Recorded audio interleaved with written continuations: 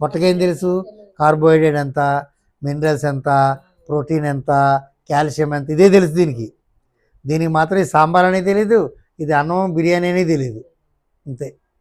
అలాగే మనం పెట్టుకున్న పేర్లమ్మ ఇవన్నీ.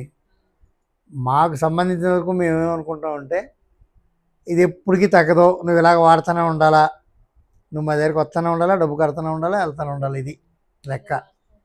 అలా కాదని మేము అనుకుంటున్నాం. దాన్ని సరిగ్గా పచ్చిమ ఆచరించి నా నిజాయితీగా వాడుకున్నట్టయితే